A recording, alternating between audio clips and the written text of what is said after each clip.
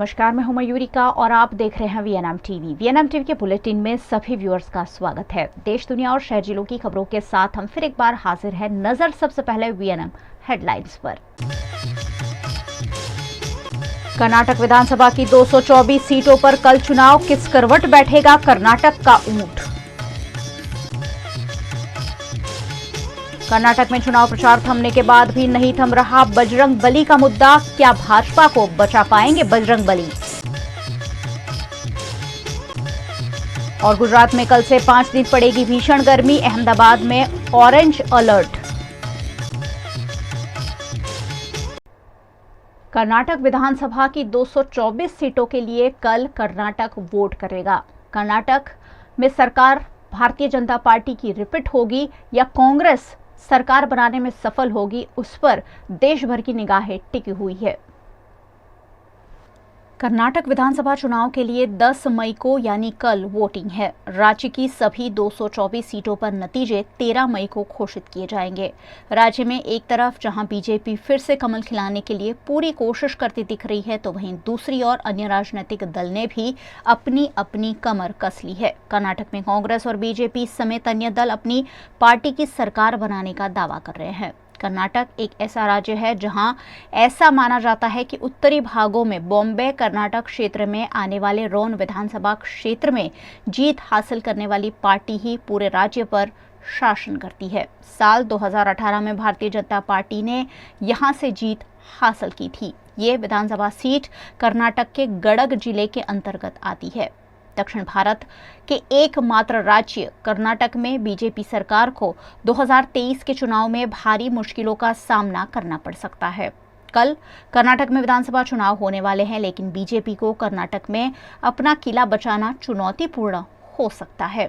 चुनावों को देखते हुए बीजेपी ने सभी समाजों को यहां साधा है। प्रदेश में सर्वाधिक संख्या में मौजूद लिंगायत और वोकालिंगा समुदाय पर सभी दलों की नजर टिकी हुई है। राज्य में दोनों ही समुदायों की आबादी 34% के करीब है, जो आधी से अधिक सीटों पर असर डालती है। हालांकि 28 लोकसभा सीटों वाली कर्नाटक में बीजेपी के पास कुल 25 सीटें हैं। कर्नाटक के सियासी समीकरण पर नजर डालें तो यह प्रदेश 6 इलाकों में बटा हुआ है, जिनमें बेंगलुरु, मध्य कर्नाटक, हैदराबाद कर्नाटक, तटीय कर्नाटक, बॉम्बे कर्नाटक और पुराना मैसूर कर्नाटक आते हैं।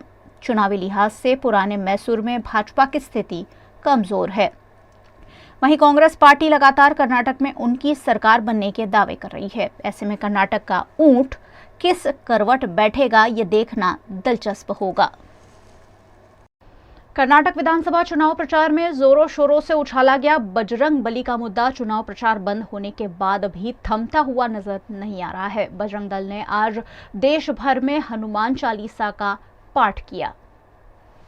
कर्नाटक की राजधानी बेंगलुरु में हनुमान चालीसा का पाठ करने के लिए जमा हुए बजरंग दल और विश्व हिंदू परिषद के सदस्यों को इलेक्शन कमीशन द्वारा रोका गया। वीएचपी के सदस्यों ने इस पर बताया कि इलेक्शन कमीशन ने राज्य में धारा 144 लागू होने का हवाला देकर उन्हें हनुमान चालीसा पढ़ने से रोका। वहीं कर्नाटक सीएम बासवराज बोम्मई ने भी अपने समर्थकों के साथ हुबली के विजयनगर पहुंचकर आज हनुमान चालीसा पढ़ी। दरअसल बजरंग दल और विश्व हिंदू परिषद ने सोमवार को यह ऐलान किया था कि मंगलवार को देश भर के प्रमुख मंदिरों में हनुमान चालीसा का पाठ किया जाएगा। इसे हनुमंत शक्ति जागरण अभियान नाम दिया गया था। कर्नाटक चुनाव में बजरंग दल और बजरंग बली की एंट्री उस वक्त हुई जब कांग्रेस ने पिछले हफ्ते घोषणा पत्र जारी किया था। इसमें कहा गया कि राज्य में सरकार आते ही वो बजरंग दल, पीएफआई समेत जाति और धर्म के आधार पर समुदायों के बीच नफरत फैलाने वाले सभी संगठनों के खिलाफ कठोर कार्रवाई करते हुए बैन लगाएगी। और फिर क्या था, बजरंग दल को बजरंग बली से जोड़कर भारतीय जनता पार्टी ने कर्नाटक में जमकर चुनाव प्रचार किया, लेकिन बजरंग बली भारतीय जनता पार्टी को बचा सकते हैं कि नहीं, ये तो आने वाला वक्त ही बताएगा।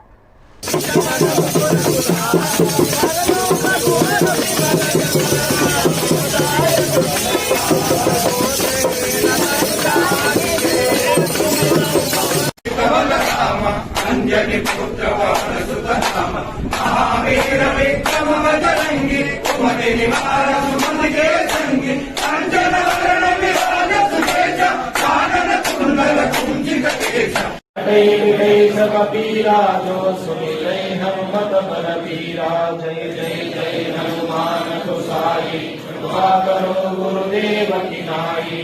दोष सकार पाठ कर कोई, छोड़हि बंदी महासुख होई।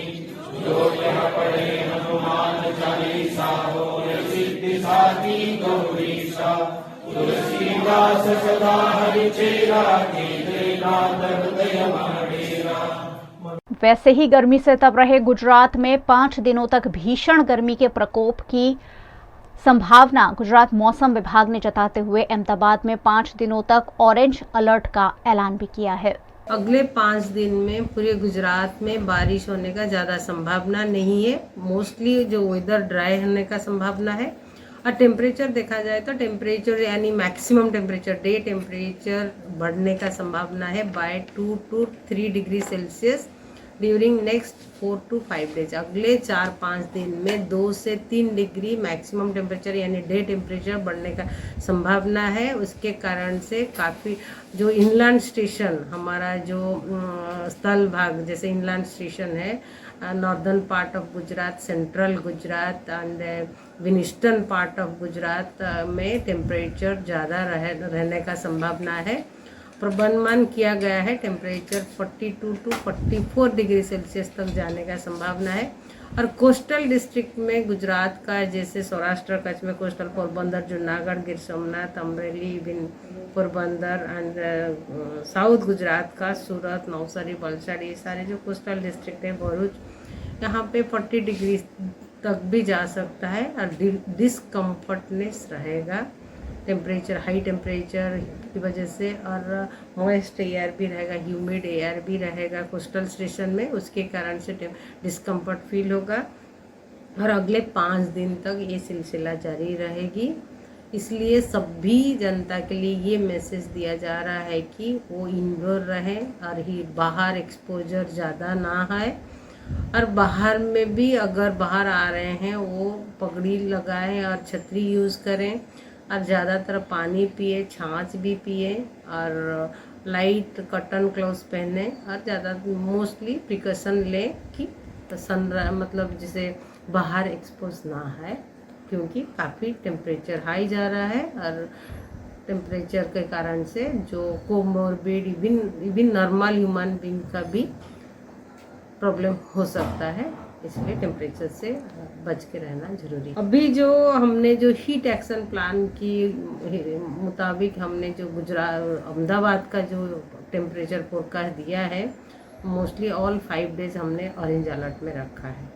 पिछले कई दिनों से पाकिस्तान के पूर्व प्रधानमंत्री इमरान खान की गिरफ्तारी की संभावनाएं जताई जा रही थी। आखिरकार आज पाकिस्तानी रेंजर्स ने इमरान खान को गिरफ्तार कर लिया है।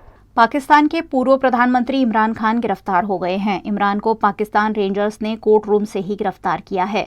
इमरान की गिरफ्तारी ऐसे वक्त पर हुई जब हाल ही में उन्होंने पाकिस्तान की खुफिया एजेंसी ISI के अधिकारी मेजर जनरल फैजल नज़ीर पर गंभीर आरोप लगाए थे। इमरान ने आरोप लगाया था कि मेजर जनरल फैजल नज़ीर उनकी हत्या कराने की कोशिश कर रहे हैं। इमरान के इस बयान के लिए पाकिस्तानी सेना ने भी उन्हें फटकार लगाई थी। पाकिस्तानी मीडिया के मुताबिक इमरान को इस्लामाबाद हाई कोर्ट के बाहर रेंजर्स द्वारा अल कादिर ट्रस्ट मामले में गिरफ्तार किया गया। यहां इमरान खान अपने खिलाफ दर्ज कई मामलों में जमानत लेने पहुंचे थे।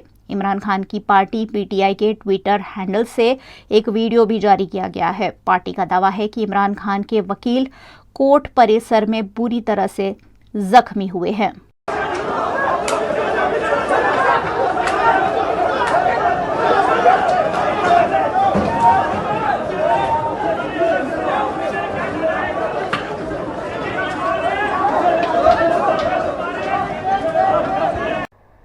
भारत में चीतों की आबादी बढ़ाने के लिए नामीबिया से पिछले दिनों कई चीतों को मध्य प्रदेश के कूनो नेशनल पार्क में रखा गया है, लेकिन यहां लगातार चीतों की मौत हो रही है। मध्य प्रदेश के श्योपुर के कूनो नेशनल पार्क में फीमेल चीते दक्षा की मौत हो गई है। दक्षा को इसी साल दक्षिण अफ्रीका से कूनो लाया गया था। मुख्य वन संरक्षक JS चौहान ने इसकी पुष्टि की है। बताया गया कि मेल चीते को दक्षा के बाड़े में मैटिंग के लिए भेजा गया था। मैटिंग के दौरान ही दोनों में हिंसक इंटरैक्शन हो गया। मेल चीते ने पंजा मारकर दक्षा को घायल कर दिया था। कूनो नेशनल पार्क की मॉनिटरिंग टीम को दक्षा घायल हालत में आज सुबह मिली थी। उसे इलाज के लिए ले जाया गया। दोपहर करीब 12 बजे उसकी मौत हो गई। पिछले 1.5 महीने में कूनो नेशनल पार्क में 3 चीतों की मौत हो चुकी है। यहाँ अब सिर्फ 17 चीते ही बचे हैं। वियना बुलेटिन में वक्त है छोटे से ब्रेक का। बने रहिए हमारे साथ। ब्रेक के उस पार भी खबरों का सिलसिला लगातार जारी रहेगा। देखते रहिए वियना। शादी बाय मैरिएट यानी आपके लिए everlasting memories, special hospitality, service and best care. Yes, Fairfield by Marriott Vadodara के शादी बाय मैरिएट में perfect venue, beautiful ambience, central location और कोर्स डिलीशियस मेन्यू, सब कुछ मिलेगा एक ही जगह। And yes, everlasting happiness too. So step into your fairy tale and contact Shadi specialist of Fairfield by Marriott Vadodara on 63588 71014.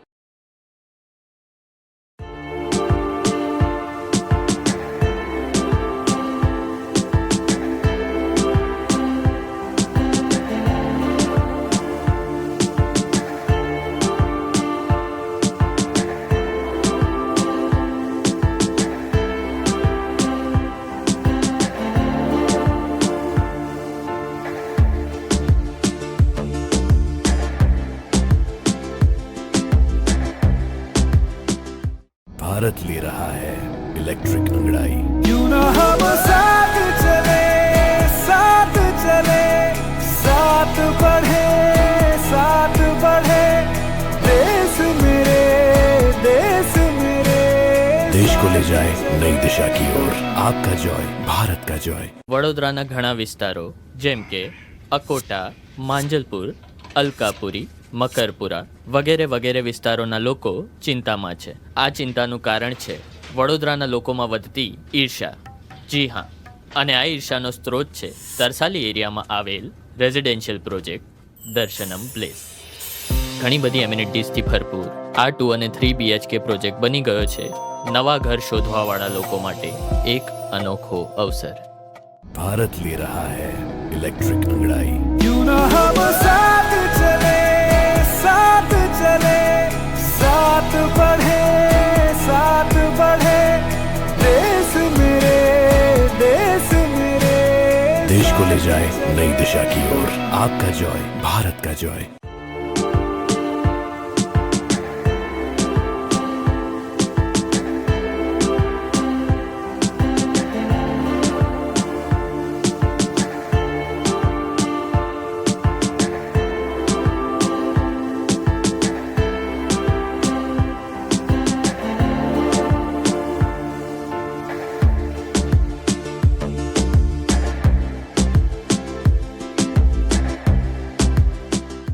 शादी by Marriott यानी आपके लिए everlasting memories, special hospitality, service and best care. Yes, Fairfield by Marriott Vadodara के Shaadi by Marriott में perfect venue, beautiful ambience, central location और course delicious menu, सब कुछ मिलेगा एक ही जगह। And yes, everlasting happiness too. So step into your fairy tale and contact Shadi specialist of Fairfield by Marriott Vadodara on 63588 71014. Karnataka और मध्य प्रदेश के साथ साथ राजस्थान की सियासत भी इन दिनों काफी चर्चा में है। यहाँ अशोक गहलोत और सचिन पायलट के बीच की तनातनी अक्सर सतह पर उभर कर आ ही जाती है। राजस्थान के सीएम अशोक गहलोत और नेता सचिन पायलट के बीच की लड़ाई अब खुलकर सामने आ गई है। उन्होंने गहलोत के आरोपों पर आज खुलकर जवाब दिया। सचिन पायलट ने कहा कि पहली बार देख रहा हूं कि कोई अपनी ही पार्टी के सांसदों और विधायकों की आलोचना कर रहा है। भाजपा नेताओं की तारीफ और कांग्रेस नेताओं का अपमान मेरी समझ से बाहर है। ये पूरी तरह गलत है। सचिन पायलट ने यह भी कहा कि राजस्थान के मुख्यमंत्री अशोक गहलोत की बातों से लगता है कि उनकी नेता वसुंधरा राजे है, सोनिया गांधी नहीं। अपने नेताओं को खुश करने के लिए बहुत सारे लोग बहुत सारी बातें करते हैं, चुगली करते हैं। ऐसी बातें मुझसे भी की जाती है, लेकिन मैं मंच पर ये कहूं तो ये शोभा नहीं देता है।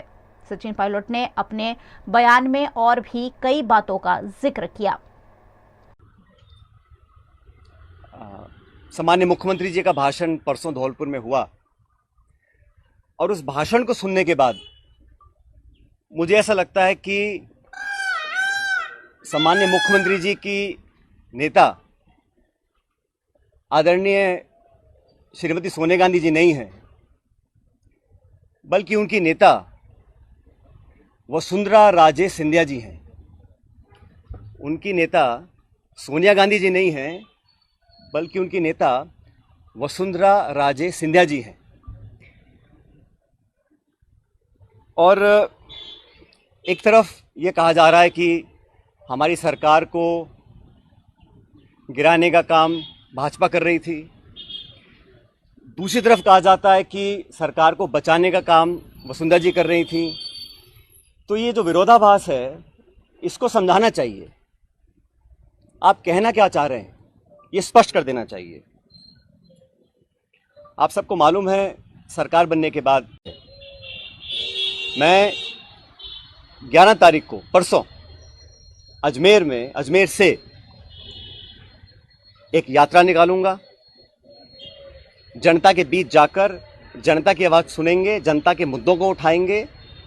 और जैसा मैंने शुरू में कहा, जनता जनार्दन है, तो जनता के बीच जाना हम सबका दायित्व बनता है। और जो करप्शन के इश्यूज़ हैं, जो नौजवानों के इश्यूज़ हैं, जो पेपर लीक और पेपर कैंसिल के और नौजवानों के हितों से जुड़े मुद्दे हैं, उनको उठाकर मैं एक जन संघर्ष यात्रा निकालने जा रहा हूं, जो 11 तारीख को शुरू होगी अजमेर से और जयपुर की तरफ हम लोग आएंगे।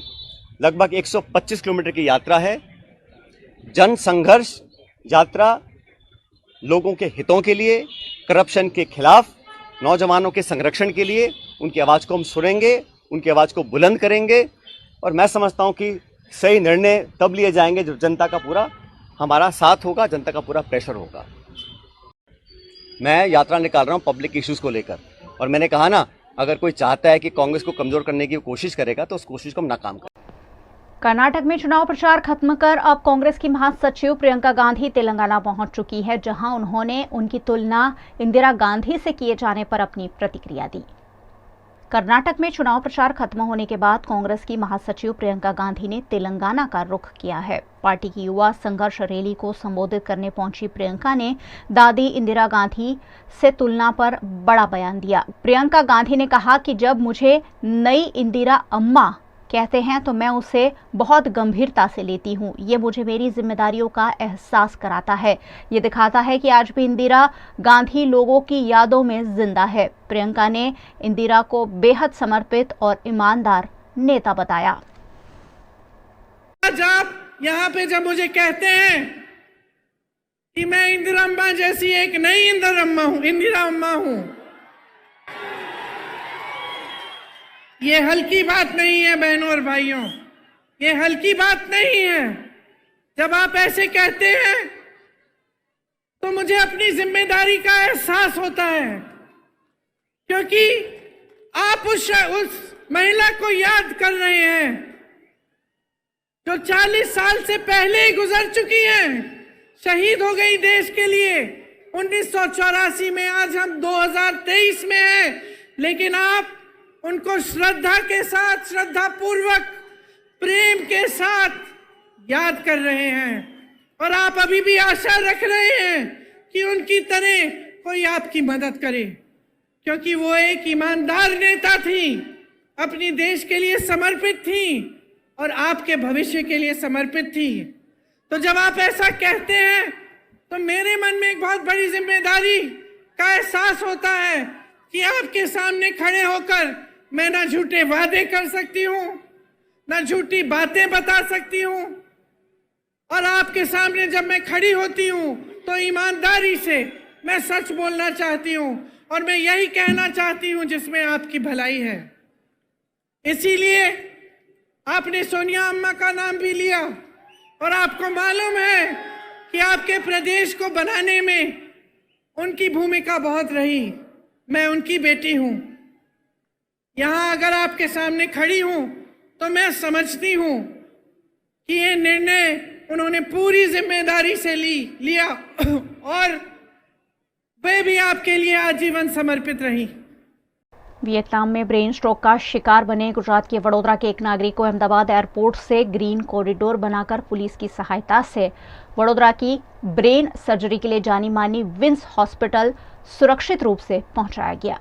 गुजरात के वडोदरा के कारेलीबाग में रहने वाले उद्योगपति गजेंद्र जैन वियतनाम घूमने के लिए गए हुए थे। इस दौरान अचानक उन्हें ब्रेन स्ट्रोक हुआ। ब्रेन स्ट्रोक होने पर उन्हें इमरजेंसी रूप से इंडिया लाया गया। अहमदाबाद एयरपोर्ट पर उतरने के बाद अहमदाबाद से वडोदरा तक ग्रीन कॉरिडोर बनाकर वडोदरा की प्रसिद्ध विन्स हॉस्पिटल में उन्हें लाया गया और यहां उनका इलाज शुरू कर दिया गया है। इनके साथ में पुलिस की गाड़ी थी हमारे पास, जहां अहमदाबाद एयरपोर्ट से 10-12 गाड़ी थी। उसके बाद हाईवे पे आए तब तक हमारे पास 4 गाड़ी थी और हाईवे की जो एम्बुलेंस थी वो एम्बुलेंस और हमारी गाड़ी। तो और आगे जाते हुए हाँ, आगे 2 गाड़ी, पीछे 2 गाड़ी और बाकी की 2-4 गाड़ी उनके रिलेटिव की थी। वडोदरा में रहने वाले उद्योगपति गजेंद्र जैन 4 मई को अपने दोस्तों के साथ वियतनाम घूमने गए थे। गजेंद्र जैन महावीर कास्टिंग फंडिंग नामक कंपनी चलाते हैं।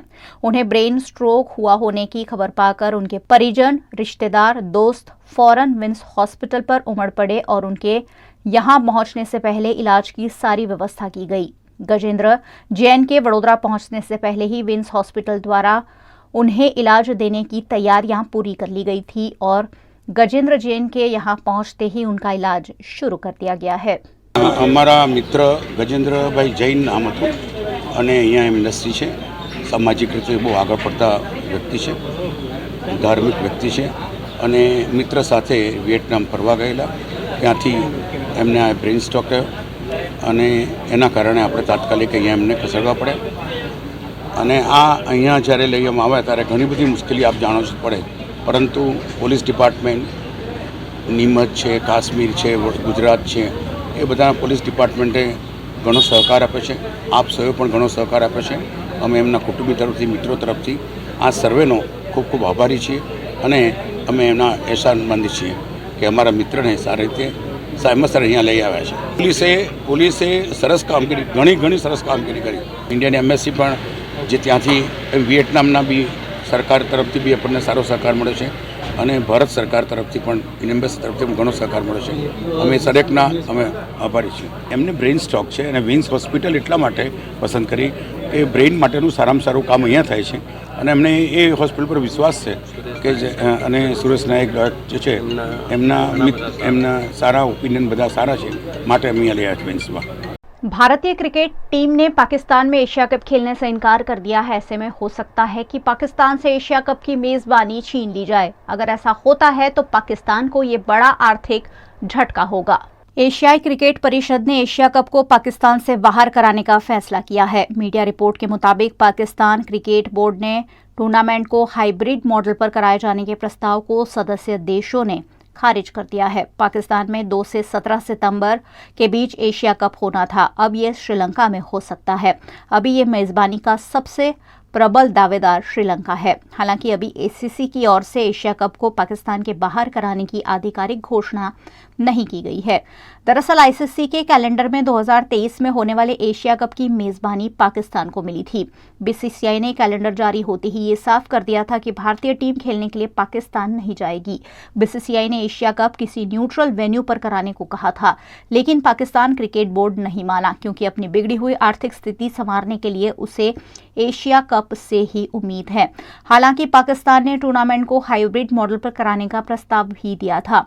इसके मुताबिक भारत के मैच बाहर करा दिए जाएंगे।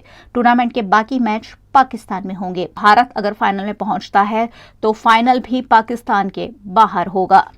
कर्नाटक विधानसभा की वोटिंग को अब एक ही दिन बचा है, कल वोटिंग होना है। इससे पहले बीजेपी के उम्मीदवार मणिकांत राठौड़ के खिलाफ देश भर में कांग्रेस पार्टी आपत्ति जता रही है। कर्नाटक विधानसभा का चुनाव प्रचार तो थम गया है, लेकिन विधानसभा चुनाव प्रचार के दौरान उठी हुई बातें अभी भी सियासी गलियारों में उठाई जा रही है। भारतीय जनता पार्टी के कर्नाटक के नेता मणिकांत राठौड़ ने कांग्रेस के राष्ट्रीय अध्यक्ष मल्लिकार्जुन खड़गे और उनके परिवार को कथित रूप से मारने की साजिश की है, ऐसा आरोप कांग्रेस पार्टी ने पिछले दिनों लगाया था, जिस पर वडोदरा कांग्रेस द्वारा आपत्ति जताते हुए मामले पर ठोस कार्यवाही की मांग करता हुआ आवेदन रावपुरा पुलिस थाने में दिया गया। कल 10 तारीख को कर्नाटक विधानसभा का चुनाव है और इसी चुनाव के दौरान बीजेपी जब बोगला जाती है तब असामाजिक तत्वों जैसे उसके जो उम्मीदवार है वो हमारे कांग्रेस प्रमुख आदरणीय मल्लिकार्जुन खड़गे जी और उसके परिवार को जो दाग धमकियाँ दी है, उस दाग धमकी से पूरा हमारा दलित समुदाय है वो नाराज है। और कल भी मेरे घर पे बहुत लोग आए थे और सबने बोला कि हमारे जब दलित नेता राष्ट्रीय अध्यक्ष होता है कांग्रेस पार्टी के, तो भारतीय जनता पार्टी जानबूझकर उसके विरोध में और उसको धाक धमकी देके, उसके परिवार को धाक धमकी देके, उसके वो जो सन है उसको भी धाक धमकी दिया था। इसके लिए हमने आज रावपुरा जो हमारा पुलिस स्टेशन है वहाँ हमने FIR दर्ज करवाई है, क्योंकि हम वडोदरा शहर के कार्यकारी प्रमुख हैं और हमारे जो प्रमुख है उसके ऊपर जब ऐसा होता है, धाक धमकी का प्रयास होता है, उसको ऐसे शब्दों में भी बोला गया है, तो हम फरियाद देने के लिए आए हैं। गुजरात के वडोदरा की गोत्री हॉस्पिटल के कई विभागों में लगे एसी इस भीषण गर्मी में भी बंद पड़े हैं, जिन्हें चालू करने की सूद प्रबंधन नहीं ले रहा है। गुजरात के वडोदरा के SSG हॉस्पिटल में सर्जिकल ICU विभाग में एसी बंद होने की खबर VNM टीवी पर दिखाई गई थी। खबर क्या दिखाई गई, कई दिनों से बंद पड़े ICU के एसी रातों रात चालू कर दिए गए। फिर VNM टीम ने सोचा कि चलिए देखते हैं कि गोत्री हॉस्पिटल में आखिरकार क्या स्थिति है। VNM टीम जब गोत्री हॉस्पिटल पहुंची तो यहां भी तत्काल विभाग के एसी पिछले कई महीनों से बंद होने की जानकारी मिली। स्थिति यहां भी कुछ ज्यादा अलग नहीं थी। एसी नहीं होने से मरीज तो परेशान होते ही हैं, डॉक्टर भी इस भीषण गर्मी में पंखों की गर्म हवा में तरबतर होकर ही अपनी ड्यूटी करते हैं। पिछले कई महीनों से अप्रैल मई की गर्मी के बीच यहाँ के डॉक्टर और मरीज परेशान हो रहे हैं, लेकिन ध्यान देने वाला कोई नहीं।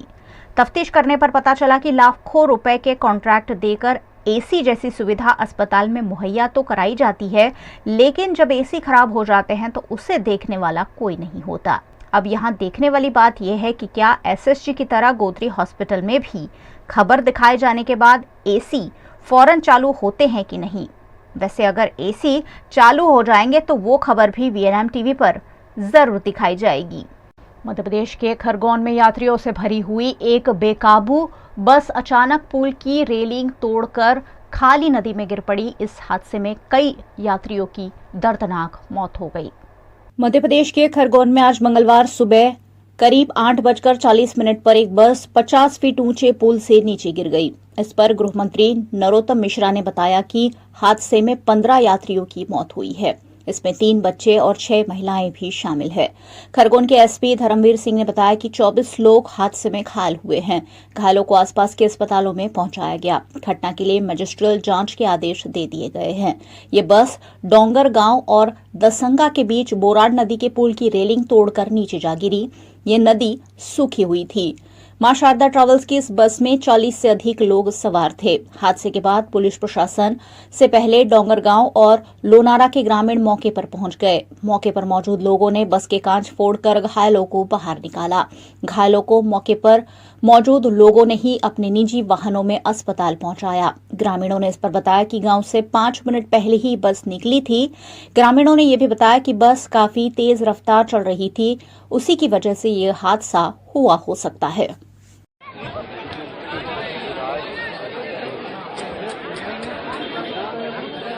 VNM बुलेटिन में वक्त है छोटे से ब्रेक का। बने रहिए हमारे साथ। ब्रेक के उस पार भी खबरों का सिलसिला लगातार जारी रहेगा। देखते रहिए VNM।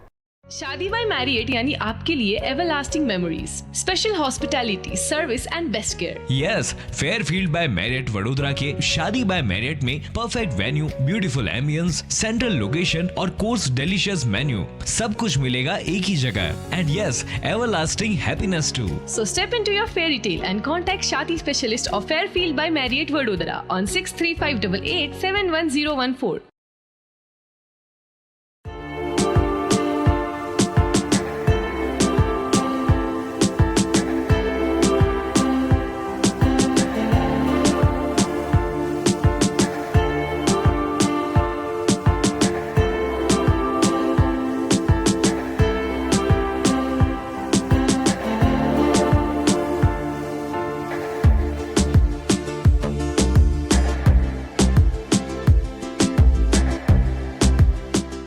भारत ले रहा है इलेक्ट्रिक अंगड़ाई। क्यों ना हम साथ चले, साथ बढ़े, साथ बढ़े,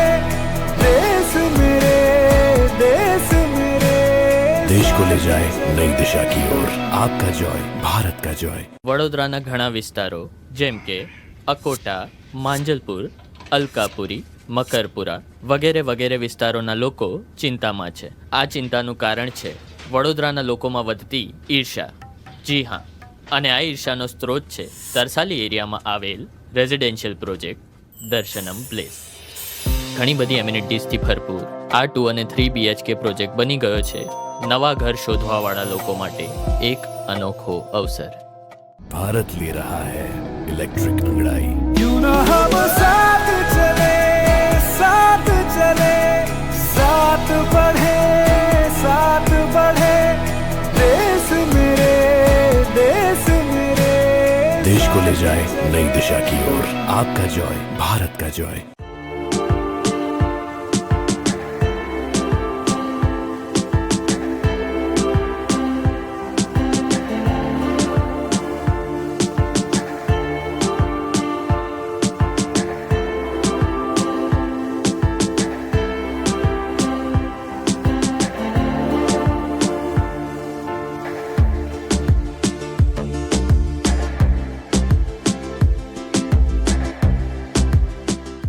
शादी बाय मैरियट यानी आपके लिए everlasting memories, special hospitality, service and best care. Yes, Fairfield by Marriott Vadodara के शादी बाय मैरियट में perfect venue, beautiful ambience, central location और कोर्स डिलीशियस मेन्यू, सब कुछ मिलेगा एक ही जगह. And yes, everlasting happiness too. So step into your fairy tale and contact Shadi Specialist of Fairfield by Marriott Vadodara on 6358 71014. लगातार विवादों के बीच फंसी फिल्म द केरल स्टोरी को भाजपा शासित कई राज्यों में टैक्स फ्री कर दिया गया है। वहीं फिल्म से जुड़े एक क्रू मेंबर को जान से मारने की धमकी भी दी गई है। विवादों के बीच film the Kerala story Madhya Pradesh के बाद अब उत्तर प्रदेश में भी टैक्स फ्री कर दी गई है। उत्तर प्रदेश के मुख्यमंत्री योगी आदित्यनाथ ने सोशल मीडिया पर इस बात की जानकारी दी। सूत्रों के मुताबिक वो अपने कैबिनेट के साथ फिल्म देखने भी जा सकते हैं। कर्नाटक चुनाव में प्रधानमंत्री नरेंद्र मोदी भी चुनाव प्रचार के दौरान फिल्म का जिक्र कर चुके हैं। इस बीच फिल्म के एक क्रू मेंबर को जान से मारने की धमकी भी मिली है। उत्तराखंड में भी ये फिल्म टैक्स फ्री हो सकती है। मुख्यमंत्री पुष्कर सिंह धामी आज द केरल स्टोरी देख सकते हैं। फिल्म के डायरेक्टर सुदीप्तो सेन ने इस पर कहा कि ये बेहद दुर्भाग्यपूर्ण है कि ममता बनर्जी ने बिना देखे पश्चिम बंगाल में फिल्म को बैन कर दिया है। इस फिल्म की वजह से राज्य में कोई अप्रिय घटना नहीं हुई है। ये बैन पूरी तरह से राजनीति से प्रेरित है। मैं उनसे अपील करता हूं कि वे फिल्म को देखें और फिर कोई फैसला ले। फिल्म के एक क्रू मेंबर को अनजान नंबर से धमकी भरा मैसेज भी मिला है। इस मैसेज में लिखा गया है कि अकेले घर से बाहर मत निकलना, तुमने फिल्म में ये कहानी दिखाकर अच्छा नहीं किया है। मुंबई पुलिस के मुताबिक फिल्म के डायरेक्टर सुदीप्तो सेन ने ही इस बात की जानकारी पुलिस को दी थी। पुलिस ने बताया कि उन्होंने धमकी पाने वाले क्रू मेंबर को सिक्योरिटी दे दी है। हालांकि अब तक इस मामले में कोई एफआईआर दर्ज नहीं कराई गई है क्योंकि उन्हें लिखित में शिकायत मिलनी बाकी है। गुजरात सरकार पिछले कई महीनों से ब्याजखोरों की चुंगल में फंसे नागरिकों को बचाने की कोशिश में जुटी हुई है। वहीं वडोदरा में ब्याजखोरों से परेशान एक शख्स की खुदकुशी का मामला सामने आया है। वडोदरा के गोत्री के लक्ष्मी नगर में चेतन वाड़न रहते हैं, जिन्होंने 2018 में 10% ब्याज पर करीब 4 लाख रुपए लिए थे। चेतन ने अब तक ब्याजखोरों को 9 लाख रुपए चुका दिए हैं, लेकिन ब्याजखोर और पैसों की मांग कर रहे हैं। ब्याजखोरों की चुंगाल में फंसे चेतन वाड़न ने सुसाइड नोट में साजन भरवाड़, सुरेश भरवाड़ और विट्ठल भरवाड़ के नाम लिखकर जहरीली दवाई खाकर खुदकुशी की कोशिश की। इस मामले चेतन वाड़न के बेटे ने कहा कि ब्याजखोर और लक्ष्मीपुरा पुलिस की मिलीभगत है और लक्ष्मीपुरा पुलिस हमें परेशान करती है। ऐसे में परिवार ने ब्याजखोरों के खिलाफ कड़ी कानूनी कार्रवाई की मांग की है। इस मामले पार्वती वसावा ने 26 अप्रैल को गोत्री पुलिस थाने में अर्जी भी दी थी, जिस पर कोई कार्यवाही नहीं किए जाने पर चेतन वाड़न को खुदकुशी करने की नौबत आई। फिलहाल गोत्री हॉस्पिटल में उनका इलाज चल रहा है। वीर महाराणा प्रताप को आखिरकार कौन नहीं जानता। आज उनकी जन्म जयंती पर पूरा देश महाराणा प्रताप की शूरवीरता को याद कर उन्हें नमन कर रहा है। महाराणा प्रताप भारत के महान शूरवीर सपूतों में से एक थे। वीरों के वीर महाराणा प्रताप सिंह सिसोदिया, जिनके शौर्य, त्याग और बलिदान की गाथाएं आज भी देश में चारों ओर गूंजती है। महाराणा प्रताप का जन्म 9 मई 1540 को राजपूत राज परिवार में हुआ था। पिता उदय सिंह मेवाड़ा वंश के शासक थे। महाराणा प्रताप उनके सबसे बड़े बेटे थे। शूरवीर महाराणा प्रताप ने मुगलों के अतिक्रमणों के खिलाफ अनगिनत लड़ाइयां लड़ी थी। महाराणा प्रताप की जन्म जयंती पर वडोदरा महानगर पालिका द्वारा उनकी प्रतिमा पर पुष्पांजलि का कार्यक्रम आयोजित किया गया, जिसमें mayor Nilesh Rathod, deputy mayor Nanda Joshi, Sayajiganj विधानसभा के विधायक केयूर रोकड़िया और नगर सेवकों की उपस्थिति में कार्यक्रम का आयोजन किया गया। हिंदू सम्राट वीर शिरोमणि महाराणा प्रताप जी की आज जन्म जयंती है। उनको कोटि कोटि वंदन। पूरा देश आज उनकी जयंती पर एक बलिदान और बलिदान संकल्प के लिए आज पूरा देश उनको याद करता है। पूरे देश में आज उनकी जन्म जयंती का सभी वर्ग के लोग उनका वंदन करते हैं। और जब अपने राज्य के लिए अकबर राजा के सामने सालों तक उन्होंने संघर्ष करके अपना राज्य बचाया, उनकी वजह से आज पूरी दुनिया में उनकी अमर गाथा लोग याद करते हैं और वो अमर हो गए। वडोदरा आम आदमी पार्टी द्वारा भी महाराणा प्रताप की जयंती पर उनकी प्रतिमा पर माल्यार्पण किया गया। महाराणा प्रताप की वीरता को देश आज भी नमन करता है। आम आदमी पार्टी के नेताओं और कार्यकर्ताओं ने भी महाराणा प्रताप को नमन कर उनकी वीरता को याद किया। 1540 में महाराणा प्रताप जी शिरोमणि वीर महाराणा प्रताप राजस्थान के कुंभलगढ़ में जन्म हुआ और आज उनकी 483वीं जन्म जयंती पर हम यहाँ उन्हें पुष्पांजलि देकर और उनकी वीर शिरोमणि जो उन्होंने काम किए, जो लड़ाई की भारत के लिए, उसके लिए उनका धन्यवाद प्रकट करने के लिए उपस्थित हुए। वडोदरा करणी सेना द्वारा भी महाराणा प्रताप की प्रतिमा पर पुष्पांजलि करते हुए महाराणा प्रताप की वीर गाथा को नमन किया।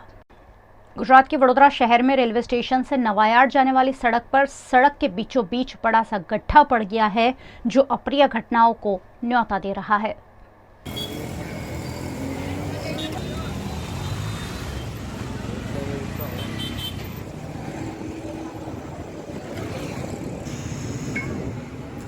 વડોદરા શહેરનો આ સ્ટેશન વિસ્તાર છે।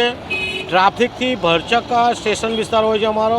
જોવા જઈએ તો અહીંયાથી એસટી બસો જાય છે, સાથે રેલવેના મુસાફરો પણ અહીંથી જાય છે, રિક્ષાઓની અવરજવર, વાહનોની અવરજવર। એની સાથે બાજુમાં જ બુલેટ ટ્રેન પ્રોજેક્ટનું કામ ચાલે છે, એટલે આ રોડ ભરચક રોડ હોય છે 24 કલાક। ત્યારે આ રોડ પર એક મસ્ત મોટો ગાબડું એક ભૂવો પડ્યો છે કે ગટરનું ઢાંકણ મોટું બેસી ગયું છે, જેના કારણે ટ્રાફિક જામની અહીંયા સમસ્યા સર્જાય છે। લોકોની રિક્ષાઓ અંદર ખાબકે છે, આગળના ચીપિયા બેન્ડ રહ્યા છે, બાઇકવાળા પણ અંદર ઘૂસી ગયા છે। વડોદરા મહાનગર સેવા સદન એક તરફ સ્માર્ટ સિટીનું બિરુદ આપવા જ્યારે થન ગણી રહ્યા હોય, ત્યારે આવી નાની પરંતુ મસ્ત મોટી જે ભૂલ છે એ ભૂલ એમણે તાત્કાલિક રિપેર કરવી જોઈએ। ઉપરથી આ ભૂવો નાનો દેખાય છે, નીચેથી મસ્ત મોટો ભૂવો છે। જો ભારદારી વાહન કે બસ આવીને અચાનક જો આમાં એક બાજુ ઘૂસી જાય તો આખી બસ ઉતરી જાય તેવો અહીંયા ભૂવો છે। તો વડોદરા મહાનગરપાલિકાના જવાબદાર અધિકારીઓ દ્વારા તાત્કાલિક આ ભૂવો કે જે ગટરનું ઢાંકણ તૂટી ગયું છે તેનું રિપેરિંગ કરે તેવી અમારી માંગ છે। बालाजी फाउंडेशन ट्रस्ट द्वारा संचालित नर्सिंग कॉलेजों का वार्षिकोत्सव उत्साह के साथ आयोजित किया गया। गुजरात के वडोदरा में बालाजी फाउंडेशन ट्रस्ट द्वारा संचालित बालाजी कॉलेज ऑफ नर्सिंग और बालाजी कॉलेज ऑफ फिजियोथेरापी के पहले साल के छात्रों का शपथ विधि समारोह आजवा रोड पर स्थित पंडित दीनदयाल गृह में आयोजित किया गया। साथ ही इस मौके पर बालाजी फाउंडेशन ट्रस्ट द्वारा सशक्त नारी सशक्त समाज की थीम पर वार्षिकोत्सव उड़ान आशाओं की का आयोजन किया गया, जिसमें विभिन्न प्रस्तुतियां दी गई।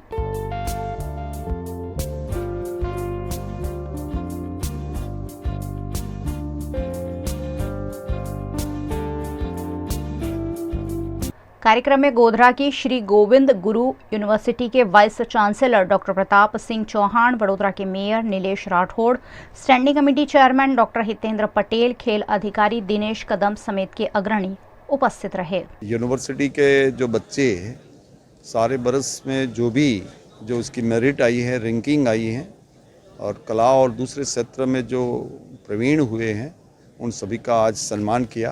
आज कल्चरल प्रोग्राम भी हैं। बहुत अच्छे थीम पर एक कॉलेज ने ये थीम रखा है, वुमेन एम्पावरमेंट का रखा है।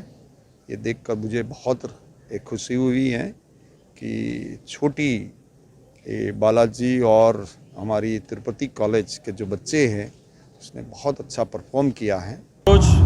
Balaji foundation trust Tirupati group संचालित Tirupati school of nursing, Balaji school of nursing, Balaji college of physiotherapy oath ceremony programme છોકરાઓ સાથે ઉત્સાહભેર ઓસ સેરેમનીનું સેલિબ્રેશન થયું। સાથે એન્યુઅલ ડેનું પ્રોગ્રામનું બી આજે આયોજન કરવામાં આવ્યું હતું, જેમાં પ્રતાપસિંહ ચૌહાણ સાહેબ જે વાઇસ ચાન્સેલર ગુરુ ગોવિંદ યુનિવર્સિટી, સ્ટેન્ડિંગ કમિટીના ચેરમેન હિતેન્દ્ર પટેલ સાહેબ, મેયર શ્રી રાઠોડ સાહેબ અને કદમ સર સાથે હતા અને છોકરાઓના સાંસ્કૃતિક આયોજનની અંદર છોકરાઓ સાથે સરસ વાર્તાલાપ સાથે અને છોકરાઓનો સાંસ્કૃતિક કાર્યક્રમ નિહાળી અને આશીર્વચનો આપી અને ખૂબ અભિવાદન કર્યું છે। वीएनएम न्यूज रूम से आज बस इतना ही। वीएनएम के समाचारों को रोज रात 9 बजे फेसबुक और यूट्यूब पर लाइव भी देखा जा सकता है। साथ ही डेली हंट, वोडाफोन टीवी, जियो टीवी फाइबर 498 नंबर के चैनल पर वीएनएम को 24 घंटे लगातार लाइव आप देख सकते हैं। देखते रहिए वीएनएम, जुड़े रहिए वीएनएम के साथ। नमस्कार।